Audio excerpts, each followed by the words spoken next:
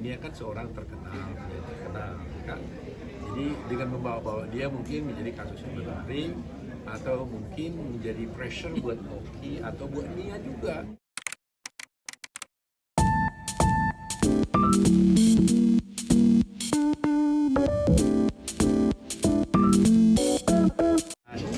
Kasus Nia Daniati, ya, bersama-sama dengan anaknya dan suaminya Oki, ya. Jadi sebagaimana kita ketahui sebenarnya kasus ini kan sudah berjalan lama.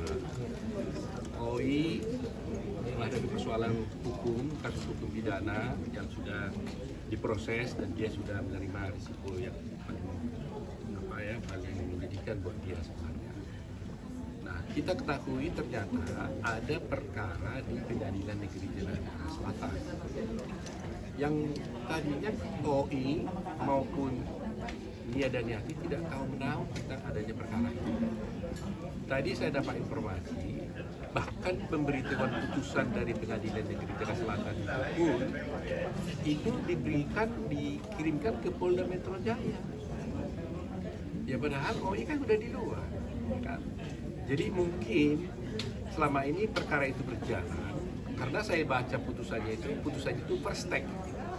First take artinya adalah bahwa para pihak tidak hadir, tergugahnya tidak hadir. Jadi mungkin panggilan ini kirim ke Polda dulu waktu itu. OI kan ada masalah di Polda. Padahal waktu itu dia mungkin sudah di Pondok Baru. Nah, Nia Daniati sendiri juga tidak tahu menahu karena dia tidak punya kaitan dan tidak punya urusan dengan kasus yang menimpa si OI itu, ya kan? Tetapi dari fakta-fakta persidangan saya melihat ternyata Nia juga ikut dijadikan sebagai turut tergugat. Jadi tergugatnya itu adalah si OI, dan kedua kalau saya tidak keliru suaminya, kemudian Nia dan Desi juga turut tergugat. Tetapi di dalam putusan itu tidak ada putusan apapun atau penghukuman apapun yang dijatuhkan kepada Nia dan Desi. Jadi artinya split kan. Pertanyaannya mungkin kenapa sih kok Nia jadi dibawa-bawa? Ya wajar lah, mungkin Nia kan seorang terkenal, kan? Jadi dengan membawa-bawa dia mungkin menjadi kasus yang menarik, atau mungkin menjadi pressure buat Oki atau buat Nia juga agar Nia menanggung membayar persoalan-persoalan yang dihadapi oleh Oki. Tapi kan kita harus tahu bahwa Nia ini kan sekarang single parent, nggak boleh dia pun dibebankan kewajiban apapun yang tidak menjadi kewajiban hukum dia. Ya kan? Oleh karena itu saya beritahukan kepada semua pihak, ya, semua pihak siapapun dia, kalau ada persoalan-persoalan menyangkut OI, jangan dibawa-bawa kepada Nia dan Desi, ya. Kemudian juga jangan ada yang mencoba menteror, mengintimidasi Nia dan Desi. Karena Nia dan Desi tidak memiliki kaitan apapun dengan kasus ini. OI kan sudah anak, memang anaknya Nia dan Desi, tapi dia keluarga yang sudah punya suami, sudah berdiri sendiri. Jadi perbuatan hukum dia itu tidak menjadi tanggung jawab daripada Nia. Demikian juga perbuatan Nia sebagai orang tua juga tidak menjadi tanggung jawab daripada Nia. Sekarang saya pegang Nia. Saya kira sudah bebas. Si pembacaran sudah dikeluarkan, ya. Jadi itu sebabnya tadi saya dengar dari orang bahwa katanya panggilan pengadilan, pemberitahu pengadilan pun masih ditujukan kepada Polda Metro. Nah ini kan sebenarnya kan itu menunjukkan bahwa pengadilan mendapatkan salah alamat, tapi mungkin karena di gugatannya disebutkan itu beralamat di Polda karena waktu ini ditahan di Polda kan. Nah, tapi kan dengan dia keluar kan nggak boleh dong di situ tetap menjadi alamat dia. Kalau dari segi dia sebenarnya intinya adalah saya katakan dia tidak mempunyai kaitan hukum apapun. Di dalam putusan yang di Pengadilan Negeri Selatan pun dia tidak pernah dihukum untuk membayar apapun.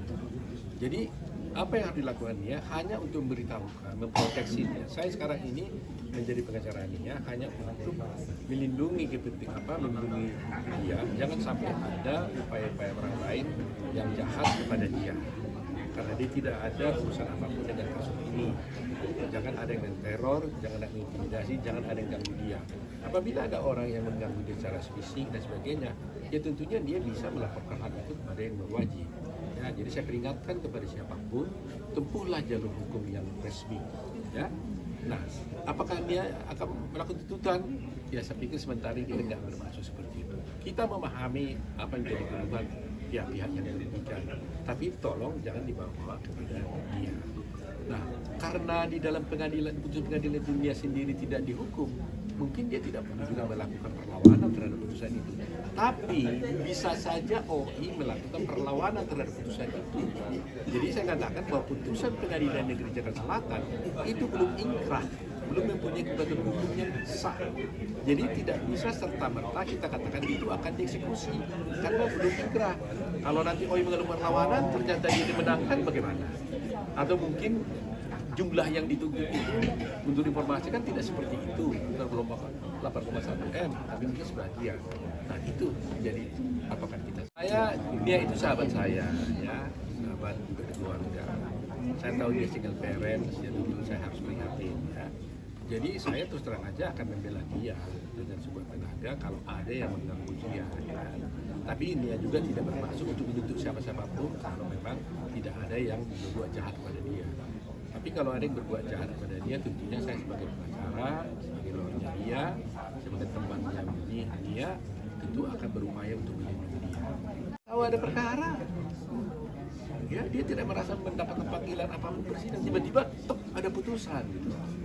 Nah ini kan sebenarnya kan kurang menguntungkan buat Nia kan, mungkin juga buat OI juga. Kalau OI tahu ada perkara itu pasti dia hadir dalam persidangan membela dirinya.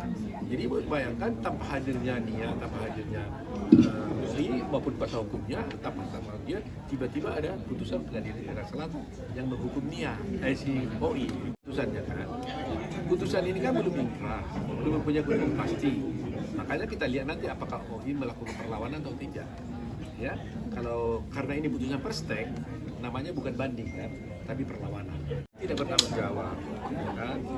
Anak itu perbuatan anak nggak bisa dilimpahkan pada orang tua, ya kan? Demikian juga perbuatan orang tua nggak bisa dilimpahkan pada anak. Apalagi si anak ini sudah dewasa, sudah berumah tangga. Jadi jangan nggak boleh tarik-tarik. Itu hukumnya seperti itu. Untuk tanggung jawabnya dia dong. Ya, yang boleh dikatakan tanggung jawab itu namanya itu dalam hukumnya majikan bertanggung jawab terbuat suatu perbuatan daripada anak buahnya. Gitu. Kalau ada perbuatan dari anak buah kita, karyawan kita melakukan perbuatan pidana, ya kan? Nah, itu majikannya bisa diminta tanggung jawab. Ini kan bukan majikan dengan bawahan kan?